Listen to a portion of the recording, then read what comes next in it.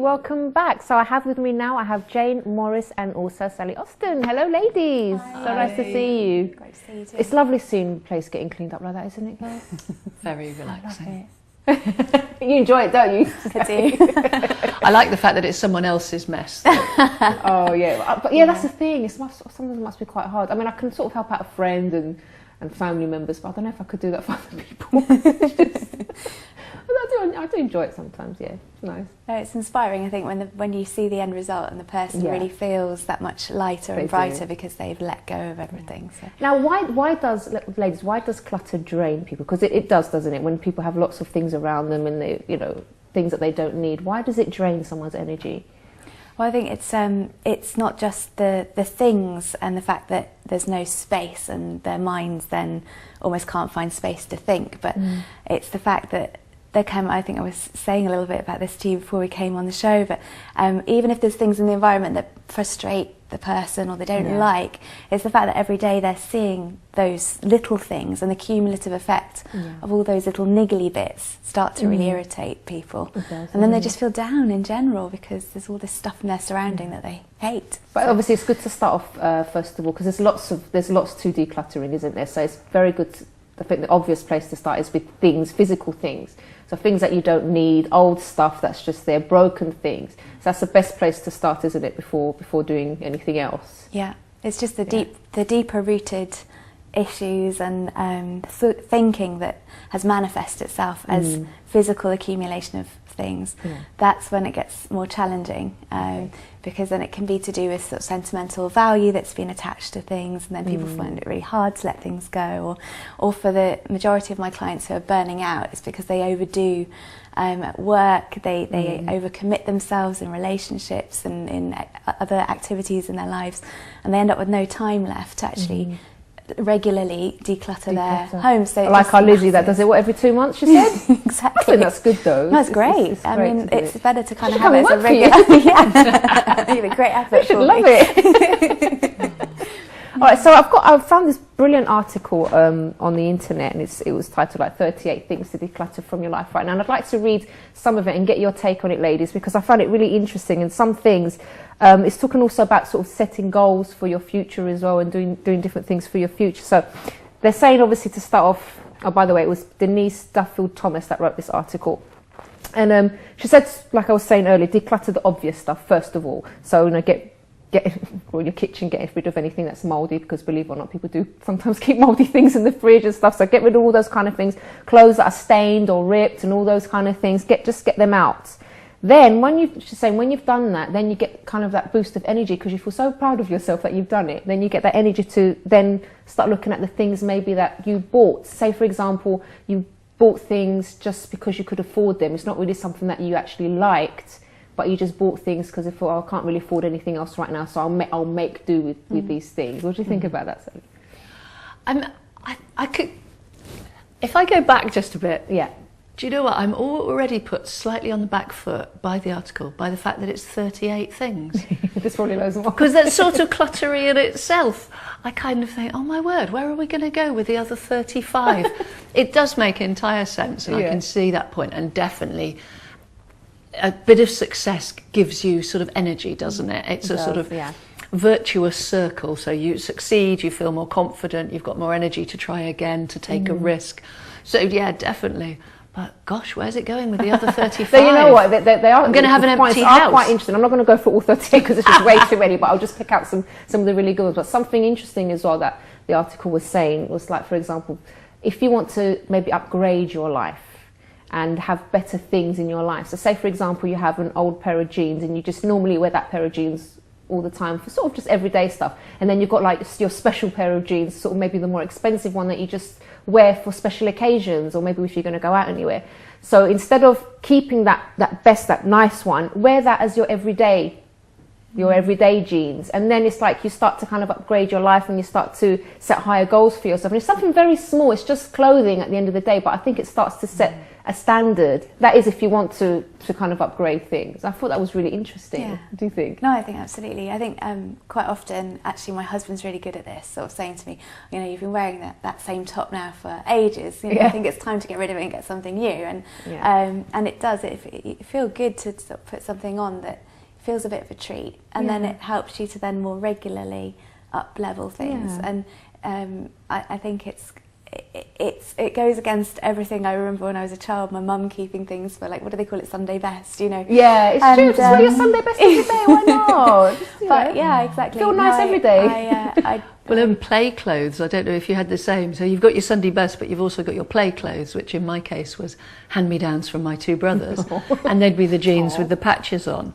And it's probably only this last year, again with nagging from a good husband, that I've kind of managed to lose the play clothes, because there was play clothes, gardening clothes, second best clothes, scrabbling around the floor clothes. You can still look doing the gardening, can't you? There's only so many pairs of play clothes you need, and it does feel nice to actually get rid of them and go, do you know what, I don't need them yet. So it does something about the self-esteem, doesn't it? It's something about, I'm confident I'm not going to need this again, or I'm confident I'm not going to need this size again, or this.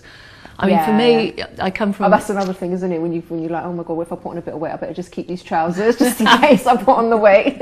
Yeah, and the confidence, I guess, financially as well. You know, I'm in my late 40s now, so I'm of a generation whose parents, you never threw anything away unless you'd completely worn it out, and having the confidence to say, you know, I'm not that badly off now. Yeah. You know, if both me and my husband are made redundant, we'll go back to that and that'll be fine. But right now we're not. Don't need to, Let's move on and let's kind of enjoy the fact that we've got enough money not to wear everything out before we throw it. I actually when after I read that article, found my old jeans and I got rid of them. And I'm going to buy some new ones. I wanted to ask Jayne something, because after I heard that I was going to be on this programme with Jayne, I went straight to a very large shop that sells sort of lots of furniture, and spent £100 on organising boxes to declutter. And I couldn't help thinking, as I stood in the very long queue with this mass of clutter, how would you feel about the fact that I'd spent £100 on stuff to declutter? Because you'd kind of reminded me, declutter, I haven't decluttered for ages. Well, I think, is that normal? Yes. I mean, when you're buying things to help you with the process, I think you're making an investment. I love buying boxes to store things. Me and my friend were talking about that today, because I had a coffee with her today, and it was like, instead of rather than buying clothes, we actually like going to these places like Muji, where they've got these little compartment things. I love going to those kind of places. I get so excited. It's really sad. Anyway, I've got to go to a break because I'm talking about boxes. Hold that thought, Jay. We're going to go to a quick break, and then after we're going to speak more to the lovely ladies here.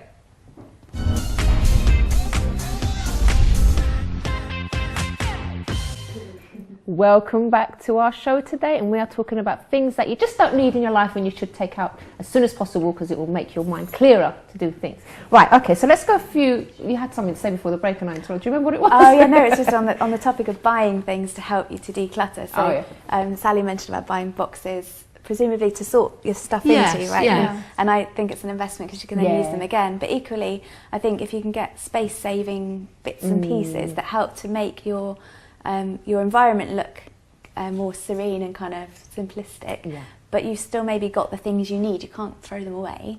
But I talked about the mantelpiece being like the sort of area where stuff just accumulates, and if you can find Aren't grandparents great for cluttered mantelpieces? And you're thinking, oh my god, these ornaments are like so old, and like, why are you keeping 50,000 glasses and like plates and stuff? But you can't say anything because they're just not going to get rid of them, right? Well, let's talk about something else that I think is really, really interesting. I'll just read a couple of them. This is like decluttering your computer because it drains you mentally. Now, Lisa was talking about her emails again, that she doesn't keep more than a page of emails and she has to declutter. Well, I think it's great. But here as well, unsubscribe from newsletters you don't read, otherwise you're going to be getting emails that you don't want. Clean out your Kindle books that you don't like. It's a bit obvious, but people just kind of leave things there, don't they? This one I love. Now, change your passwords to represent your new goals. So maybe you have a password on your computer and it's the surname of your ex-boyfriend. I mean, what's that doing there?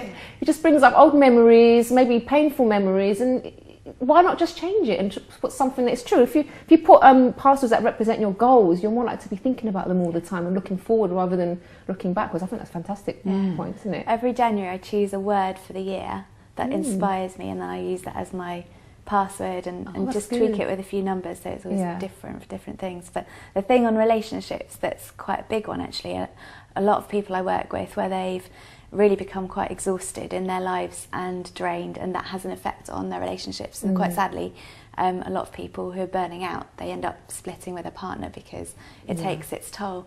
And when they're looking for either revitalising the relationship, if they're fortunate enough to have someone who's stuck with them, or finding a new partner, then a lot of the time it's about letting go of stuff from the past to kind of free up that energy for new romance, and definitely get rid of old stuff that ex-boyfriends and partners have given you. But even one lady I worked with, she had a sofa from her ex-husband, from her previous marriage, and she'd kept it because it had been a big investment that they'd made, so she was kind of reluctant to let it go. But every time she sat on the sofa, it was bringing up all this negative stuff. So that's a really important one, because it people sort of feel it on some level from you, and sometimes maybe you're not even that conscious of it, but it's affecting you in some way. But definitely get rid of it. Stops new love coming in if you're holding on to it. Exactly.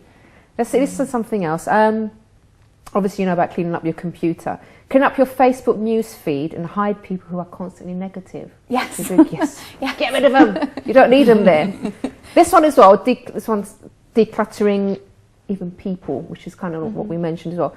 Let go of clients you don't want to work with anymore, because it's true, you don't need them on your Facebook groups that add nothing to your day, suppliers that don't offer 100% first-class service, so why are you holding on to them? Even hobbies, sometimes we kind of like stick with hobbies that just because you've been doing it for years, but it's not something that maybe interests you anymore. Maybe like the family's involved and you feel kind of guilty for maybe not going anymore. But I think it's important to do what you like to do, right? And not just what other people expect from you. And also, it's even saying people that you've outgrown as well. Now, I think there's some friends you can sort of stay friends with forever, but there's other people that maybe it's time to kind of just, you don't have anything in common anymore as well. What do you think about saying? Well, one of my favourite folk singers is a guy called Dougie MacLean, and in one of his songs he's got the lines, "I have moved and kept on moving, lost the friends I needed losing." And I thought that was nice, lost the friends I needed losing, that just time does change. And you've got the friends that will always be there, haven't you? And then you've got friends who are passing through. But I think kind of what links what you're talking about with, say, my work as a psychologist with people sort of perhaps whose problems have got more mental health leanings, is the oughts and the shoulds, isn't it? That you're sort of saying, you feel maybe you should stay with that hobby because it's what the family do, or you want to stay in contact with these people because you always have. But these days you just end up meeting so many people that if you keep in contact with all of them, you will kind of drive yourself bonkers, won't you? And so finding ways of working out in your head, is this something I want to do? Is this something I just feel I should do? And there are some things you really should do, and you have to accept that responsibility and that you're part of a community. But there's other things you feel you should do, and it's just a weight, and it's got no rationality. And if you were to sort of take that bit of information and unpick it and say, is this true? Should I stay going to that folk club, or should I stay, in contact with those people? And then some of the shoulds, and if you're questioning it, I suppose that says everything, doesn't it? If you're questioning it, because the people that you really want in your life, you wouldn't even think about dropping them from your life. So the fact that you're even thinking about it kind of shows, well, maybe it's time to kind of, and not feel bad about it. I think it's important not to feel guilty. But ladies, I'd like to talk now about getting new things in your life, how to attract new things in your life. And something that I always remember that my husband did, and I thought it was such a good thing to do, and I saw how it worked. Well, I think it was in our gap year at university, and we were both working for a year. And then he started to buy, before this, he started to buy CDs, and he didn't have a CD player. And he was just buying every couple of weeks, he'd buy one, he'd have them all there. And I'm thinking, why is he buying things if he doesn't have like a player at all? But he was thinking about the future, and he was thinking, okay, I'm going to buy one one day, so I'm going to start investing, and I'm going to start buying things, buying the CDs, and I've got them all there. He couldn't play them. But then one day he had enough money, he saved enough money to go and buy this amazing sound system with these, back then the speakers were really huge. It's not like all compact like it is today, just as powerful. But he bought this massive stereo system with the was it the turntable thing at the top? because we had vinyls in as well, and the CD, and it was wonderful, and we used to play the music really loud. It was really good, and that was his way of kind of saying, I'm going to work towards it. But some people, what they do, they wait till they can afford something. They don't start investing and start buying little things. And I had a friend of mine as well. She wasn't even married yet, and she went and bought a wedding dress for her future. She hadn't even met someone. I think after a year, she met someone and she wore that wedding dress. Yeah. And I think there's ways that things that you can start doing and start attracting things into your life. But if you don't even by buying these things or by doing these things, you're actually showing that I believe that I'm going to get these things one day, and you start working towards it, don't you? I think that's amazing. Well, I'm a big believer in reinforcing that you believe the thing is possible when you're setting it as a goal, and I think that's part of the power of it. If you're almost like raising your vibration, your energy, by putting it out there that you actually intend fully for this thing to come in and happen. And I help clients create vision boards for the things that they want to attract into their lives, the things they want to be more of, have, do more of, experience in their lives. And so a vision board, I don't know if you've ever created one, but it's like a collage of images, and typically I haven't done it with images, but I've done it writing. You can incorporate words as well and phrases. But a really easy way to do it is just to get a ton of magazines and rip through them. And I remember something that I did actually. This was a while back when I couldn't afford a car, so I bought the magazine from the dealership, and I cut out a picture of my husband and myself, and I stuck it there. And I thought, one day I'm going to get this car, and I put myself in the driver's seat as well. One day I'm going to be, and a little while afterwards I was able to afford to buy it. So yeah, it was really powerful. I didn't realise that was a vision board. Yeah, it works exactly the same way. You might do it for one focused area of your life or your life in general, but the idea is that it represents the things you'd like to have that you don't currently experience, or things that you do maybe have but you want to enjoy more of. So it can work for... I think we should challenge our viewers to do that. Because sometimes it's like you kind of go through life and you think, oh no, I'm never going to be able to get something like that, or I'm never going to meet this kind of person, or I'm never going to be able to afford this. But the thing is, if we have that in our heads, we will never ever think of a way to do it. But once we believe that we can, and think, no, actually, no, why not? Why shouldn't I be able to do that? Why shouldn't I be able to have that? Why not? So, but when we start to actually believe it's possible, that's when we start looking for ways to do it and finding ways to do it. So let's challenge our viewers. Maybe think of something that you'd really like to have in your life, and do this vision board. So what is it? You just do like a paper and you stick things on it, stick pictures? A piece of card works really well, like a poster board, or but the size of a newspaper opened out. And then you need about 10 to 20 magazines, different genres, a few glossy women's magazines, fitness magazines, men's magazines, special interest magazines, and then some travel brochures. Okay. So that you've got got all the different things. Areas. Well, a lot of the time, exciting. A lot of the time, travel brochures will have animals and then peaceful scenes or exciting scenes, and that can represent even just a feeling that you want to experience more of. So you want more excitement in your life, then you might want, a picture of someone doing whitewater rafting or something, so you can just really see what resonates. Okay, guys, I really think you should try it and then get back to us and tell us how you did. Now, Sally, on a final note now about decluttering the mind. Tell us a bit about that, because you had an interesting thing that you were talking to us about in the green room before, didn't you? I find that decluttering the mind, I feel a bit ambivalent about the term, because quite often people will say to me, for example, I want to stop worrying, or I want to stop thinking about my finances, or I want to stop thinking about my ex.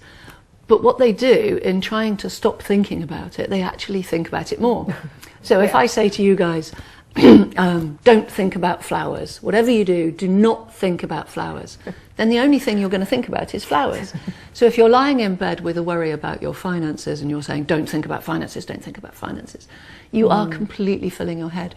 So obviously there's little strategies like writing the things down and then putting the list in the bedroom drawer so that it's acknowledged, it's recorded, but then it's away. But for me, what I would tend to recommend is filling your head with something else instead. And you could link that to the image board. So if you're lying in bed, you can't sleep because your head's full of worries about redundancy, start picturing what you would like to be doing instead of worrying about redundancy. And whether that's, your dreams of travel or your dreams of a next job or just some happy memories. But what you really need to be doing is saying, what would I be doing instead? So if I'm not going to worry about this, what will I think about? I'll think about my learning the flute, I'll think about my children's fancy dress costume. So you replace it with something that you do want to think about.